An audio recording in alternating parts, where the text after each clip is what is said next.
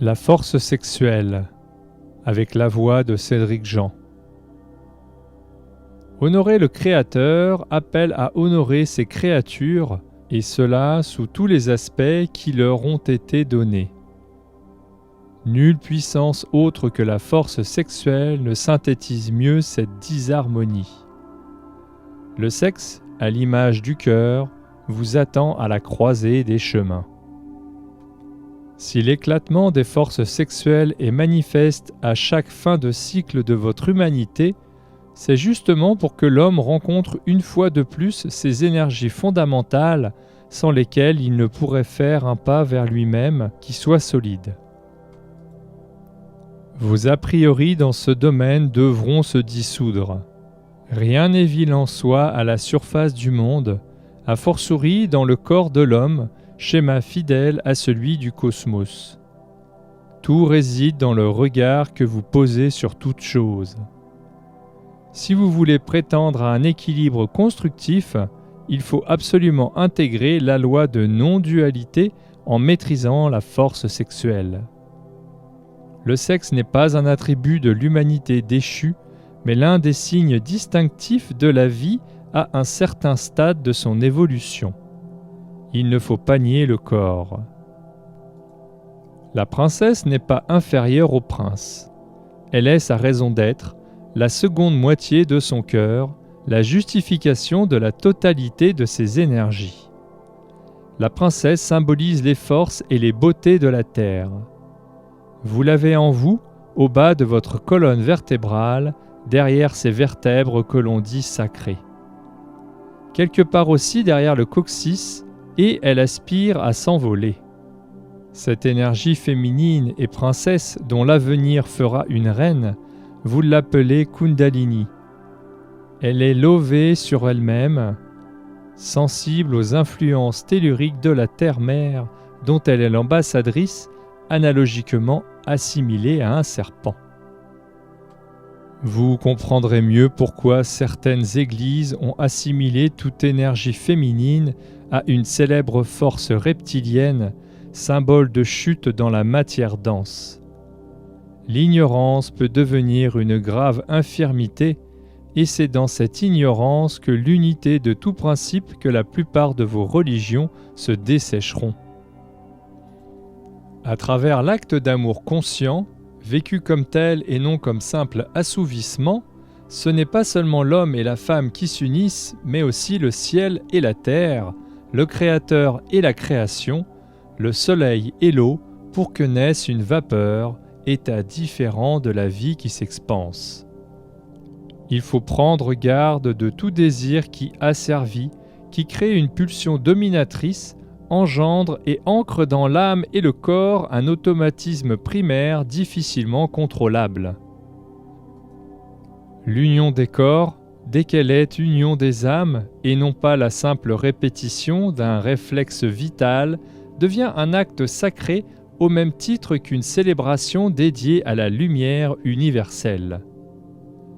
Il faut en finir avec des siècles d'interdits et d'inhibitions, de honte de son corps. L'acte de chair n'est pas indispensable à toute vie équilibrée, car il est des êtres dont le chemin ne réclame pas cela. L'âme qui s'inflige une frustration par obéissance à un principe mal compris est une âme qui faute envers elle-même. Ce faisant, elle développe une énergie d'insatisfaction qui va se graver dans ses corps subtils et qui ressurgira dans une existence ultérieure, peut-être sous la forme d'une pulsion aiguë difficilement contrôlable. Ainsi, la paix doit régir toute chose.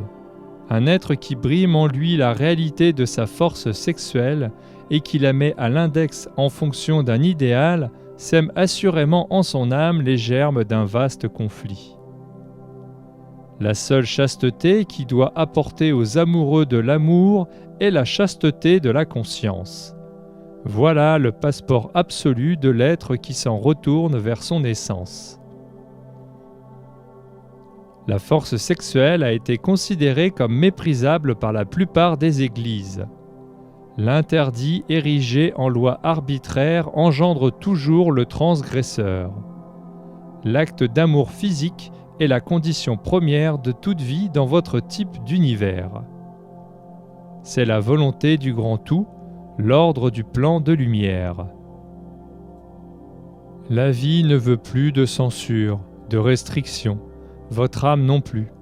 C'est leur condition première pour respirer. La puissance de vie doit apprendre à se réguler d'elle-même à travers chacun de vous dont la tâche est de découvrir les lois du divin équilibre. Je fais en sorte que soient balayés 2 millénaires de mauvaise compréhension, d'interdits et de blocages.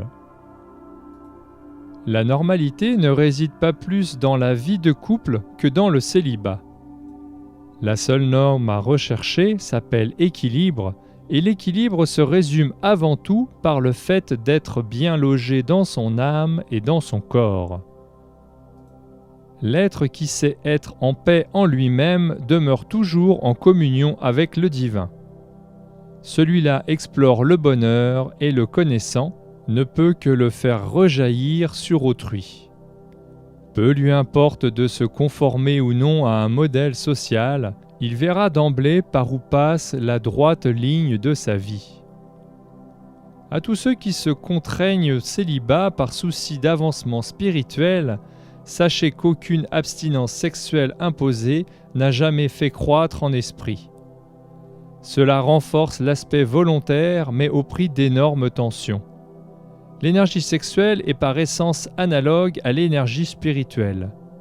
Son but est l'émergence d'un état de plénitude. L'énergie spirituelle vous entraîne vers les sphères de lumière. L'extase mystique est un orgasme de l'âme qui parvient à s'élancer vers des sphères d'infinie lumière. N'avilissez pas l'énergie sexuelle, mais n'en faites pas non plus la panacée qui, mêlée à quelques principes occultes, peut devenir prétexte à des assouvissements primaires. La force sexuelle est comparable à l'énergie de l'esprit uniquement dans un contexte d'amour total. Tout ce qui est fin participe à la désagrégation de l'être. Croyant explorer la liberté et se conformer à une image qui plaît à certains, il est avant tout l'esclave d'un automatisme qui lui vide peu à peu le cœur. En fuyant l'attachement à une âme compagne, il esquive les possibilités d'être mis face à ses propres faiblesses. C'est une mode qui légitime les petitesses de l'âme, déguise ses peurs. Le soleil qui m'anime n'a que faire des morales. Le seul objectif qui doive nous mobiliser est le plein épanouissement de la flamme de vie. Tout le monde là. La force de Kundalini est un grand feu de totale neutralité. Bridée, elle consume son détenteur. Dilapidée, elle disloque l'être. L'homme fait de celle-ci ou l'instrument d'un supplice ou celui de l'union, des retrouvailles du céleste et du terrestre. Aujourd'hui, vous êtes devant un choix, une grande possibilité d'union. Cessez de craindre car rien en vous ne doit poursuivre l'affrontement. Aucune de ces manifestations n'est à rejeter puisque toutes concourent au même but. L'acte d'amour physique ne trouve pas sa seule justification dans la faculté de procréer. Il est avant tout concrétisation d'une volonté de fusion, nostalgie d'un androgyna à retrouver.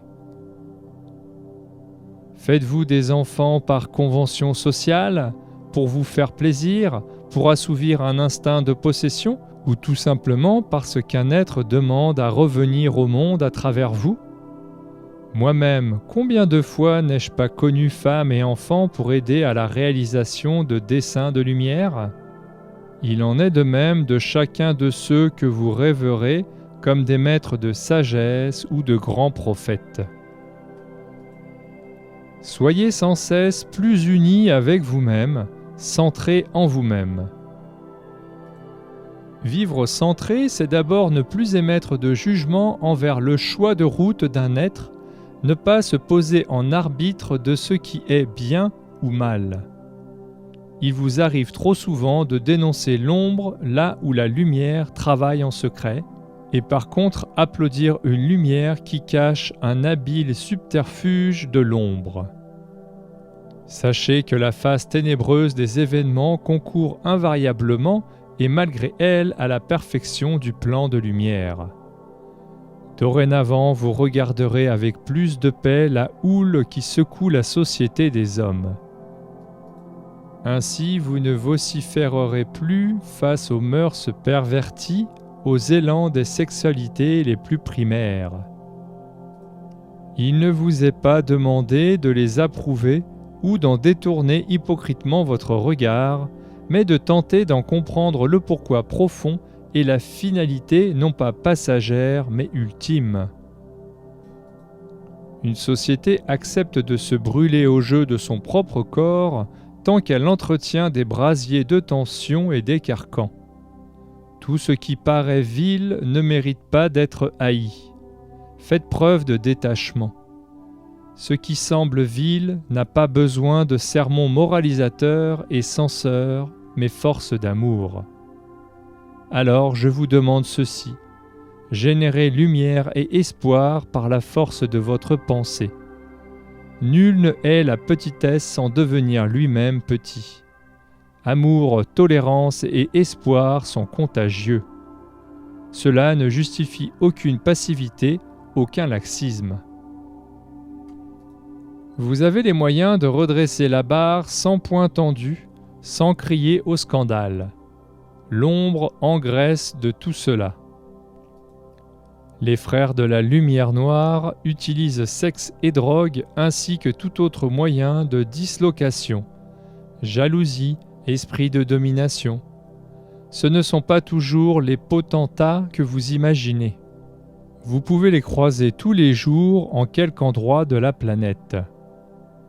Vous êtes prêt à recommencer à les rejoindre quand le monde ne va pas à votre goût.